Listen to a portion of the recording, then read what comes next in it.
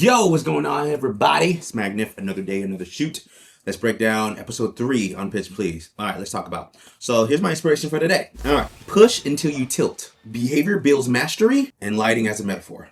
People always talk about believing in themselves. Belief is cool, but your behavior actually builds you. You can believe that you're talented. You can believe that you're chosen. You can believe that you're ready. But if your behavior doesn't match, your belief just really has no weight, has no momentum, has no energy, has no gravity. So recently I'm trying to learn how to handstand. I keep trying to hold myself back because I didn't want to tilt over too far and then I fall on my neck or my head. I was trying to use just enough energy so when I tilt over that I can just basically settle in the right place and to really feel safe and to really not to over anticipate, just overshoot the situation. But I'm just realizing every time I played it safe, I really never learned anything. But the moment I push without hesitation, without doubt, with the expectation that my risk will figure it out, the moment I let my body tilt, that's when everything started to engage. My muscles, my tendons. And that's when I realized my wrist controlled the risk. Sometimes you gotta tilt, sometimes you gotta fall. You have to expose yourself to the moment that really scares you, because in that moment, that's where you learn the most information. That's where you learn who you are within that situation. That's when you find out what you need to learn for the growth in that scenario. We got my man Nouvelle on this. He's the vibe check bouncer. That's what we named him for the series. In this episode, we really shift the whole lighting standpoint. We did it early in the season, just to know that we had the capacity of doing some special effects with our lighting, fog and haze and all that good stuff. Like, who doesn't like some cinematic haze? It always lifts up the room and it adds a cool element. So this dramatic lighting change really exposed us to a whole type of lighting scenario, the skin, the purpleness. It looked really, really cool, honestly. The atmosphere changed to the aura that Nouvelle brung. He walks into the entire room and then the fogs just follow him and his voice and he's singing and then bam, he's in it. He comes out big, bold, smoky, vocal and fashion, and the girls are just kind of like shocked by his huge builtness and confidence. He still commits to the behaviors as if he was going to win. All puns intended. He never shrunk, he just showed up. And that's the lesson in today's episode. Don't just believe in your craft, behave like it. Keep pushing until you tilt. Let's get it. Check out all the episodes on Pitch Please series on YouTube. Let's go. So we opened up with our classic amber shot. Now, for some reason, the camera just looks super clear today. It's probably because of the lighting arrangement. Now, I'm really focusing on putting these lights in the right placement since we are now on the 3rd episode. There's no more playing around. So it's very important when you're shooting, whatever you're shooting, do it in stages, close-ups, full, mediums. It really starts to create cinematic emotions. Your eyes and your brain starts to like the fact that stuff is moving, stuff is clear, stuff is bright, stuff is vibrant. So right here, she's just sitting at the desk. The light is coming, and again, I'm going to talk from my perspective. It's coming from her left side. I'm kind of getting the skin tones a lot better now. Again, now Tave, same light as lighting, Rain is lighting Tave also. And always remember, I'm always going to use that hair light because Tave has some big hair, and just to pop her out of this darkness that you have right in front of this bass strap really helps just separate the person from the body of the environment. And you see with the foreground that I'm playing with this vibe called this sign thing here is using different subjects and things in between my shots just to create more curiosity, more elements. It just makes it feel so much better. An Astera tube over top, and we have a big amaran with probably a quarter grid cloth over just to give this soft elements to these skin tones. Cool, now we're in my double. Now, everything that's playing right here is the two top Astera tubes over top. We have one pointing this way and one pointing the other way, so it's hitting both of them kind of evenly, but Tave has some negative field, negative void on her side, so she gets a little bit more of a shadow. Keeping it in the triangle of the room, see how everything kind of just funnels into that middle bass strap. Now do we have a lot of shadows? No, everything's kind of well lit. But we have a lot of contrast. We have a lot of vibe. Is it cinematic? But who cares? It's a good shot. It's a good shot. We're going. These are intro shot. These are special shots that I always do all the time. Again, you see that backlight playing on the corner. It's basically illuminating her from the background, and you see the key light coming from the opposite side, just lighting up her hair here also. And her face is a lot darker due to the fact that she just has that hair going over top, so it's creating those shadows. But I like it. It's cool. And I just having this thing that's very, very bright in front and having her dark in the midground and even having the background a little bit more vibrant, it creates layers. Great stuff. Great stuff. So now I'm starting a lighting gag. Now you see the lights transitioning. We're still in the same shot. Now I'm doing all this in post. I'm doing all this in the editing room as of right now. But once we settle, I've changed the whole entire lights inside the room. Everything has this purple bluish vibe with a whole bunch of fog. Now fog tends to travel light in a way that is very interesting. So something can feel dark but also feel light because the textures and the elements of the fog tends to carry some of those illuminants. Always remember that when you're using fog. It's a great shot of her. Again, same key that's hitting Amber, same key that's hitting her. She looks up so we can kind of see the acerotubes that are hitting her eyes. Again, we're still shooting on the shadow side. You see this cheek right here is a little bit darker than her opposite side of her face.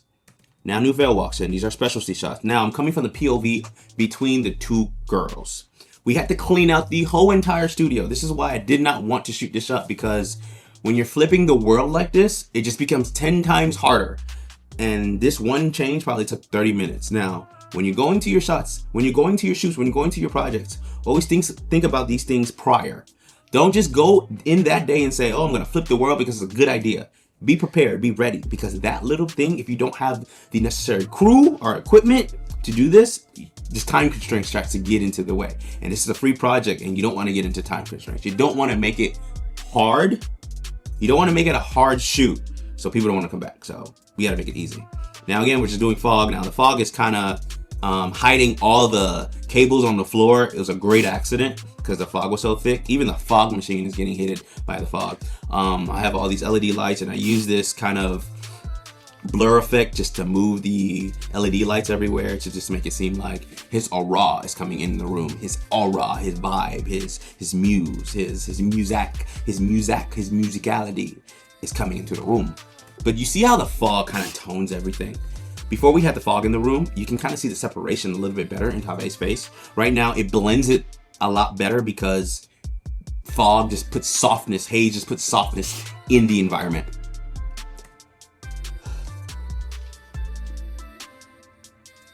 This is a cool shot. So we had to make Nouvelle look big. So we had to put the camera right behind his shoulder and really, really look down on the girls just to try to make them smaller, just to try to make him be bigger than the moment. Like he has this builtness, this vastness, this broadness to him, and that these people should be concerned. And he's coming in singing and screaming. Make sure you check out the episode. Just try to make him bigger than the moment. So framing him this way, making him damn near too big for the frame, just gives you the idea that this guy's a pretty big person. So, and that's kind of how we thought about it. Again, same kind of ordeal when we set up the other guests. Keys on the opposite side of him, so the keys on his left side, and we're shooting on the shadow side with a little bit of backlight to kind of just to kind of take his shoulder off this wall. You see a little bit of light hitting his ear. It's perfect.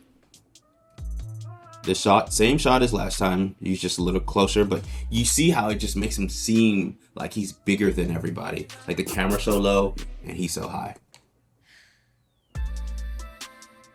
Again, but look at the softness, look at the clarity, and this is what I'm talking about. Yeah, in the bag right now. Stuff look good. Again, all these post effects are stuff that I do inside Final Cut. Shout out Final Cut. Now, right here, the fog is kind of gone, so now we're in our element. So this is very moody. Now, this is a cinematic shot. The darkness, the eye light, the backlight. You see how we're lighting the booth back there in the purple vibe type of scenario situation that I was talking about. You see how the keys hitting that opposite side of his face. and as it transitions more over to us where the camera is, it's a lot darker. It's very, very moody because we're putting so much more neg, and there's just no light on it. I don't even think we put neg over there. It feels like we put neg over there. There's just no light over here. And this is, again, the framework. Look, triangle of the room, light on the opposite side of the camera, and darkness to the camera, and different pieces of elements all throughout. So yeah, so this is another specialty shot. Remember I told you about the shoulder. Putting the camera over his shoulder, seeing Tave and Rain as they're performing their lines, and Nouvelle here, camera kind of closer to him, making it seem like he's larger than life, looking down at the two subjects. We're all playing that. We're just, now right now, I'm not lighting Nouvelle at all. All the light is focused on Rain and Tave. So it's really important to put a lot more light on them here. So again, we're not seeing that many shadows because it's so moody. Any type of RGB light, it's not going to be as bright as anything. RGB just does not have the intensity of regular light. So always remember that when you're shooting. But you can still feel the vibe. Love this shot. It's just the softness, just the smoothness of her skin. Now we kind of see a little bit of shadow. Because we're so close up on her. I just love how her skin looks here. It's just spectacular. Boom. Now we switch out of the vibe because she says something crazy, and then now we're out of it. Now we're back to our regular tone, our regular scenario. Cool. And again, another specialty shot, a little bit more closer to Nouvelle, just trying to see his reaction.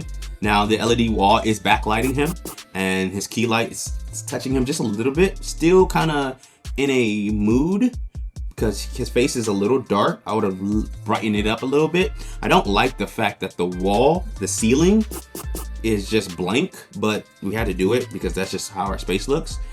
But again, we're still playing that larger than life scenario. This is a different angle, kind of seeing the vastness of the room, just kind of putting him there and seeing the length of the background. I think we put this into like a 16 millimeter just to give it that feel that we're stretching him. Again, still trying to make him look big and still trying to make the room look smaller, but long. It just gives a cool little play. Should have turned on that light right behind him. Again, we make mistakes, man, and we gotta speak to them. Now we flip this eyes on Amber. Now we're going straight to her. I love this final shot of Tave. Boom. Love it. Love it. Boom. I just like it. Again, shadow side, triangle of the room, key on the opposite side. She's looking up too, because we can see a great eye light working here.